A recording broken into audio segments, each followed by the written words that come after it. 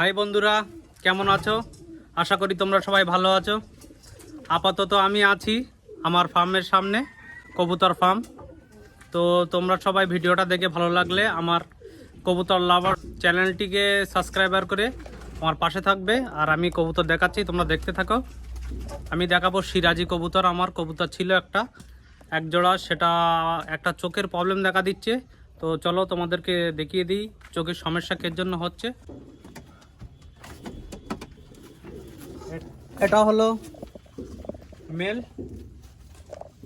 এর সাইজ যেমন কালারটাও তেমন, পুরো রেডি বার্ড, রেডি পেয়ার দেখতে পাচ্ছ।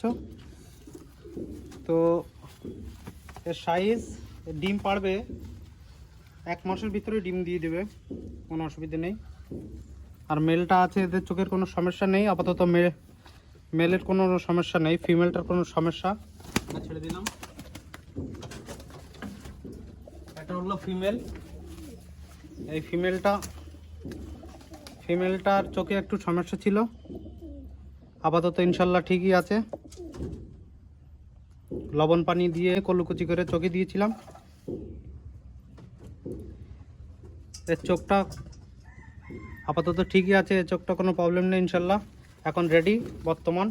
এরও সাইজটা দেখো, এটা হলো ফিমেল, এর সাইজ কোনো দিক থেকে ত্রুটি নেই।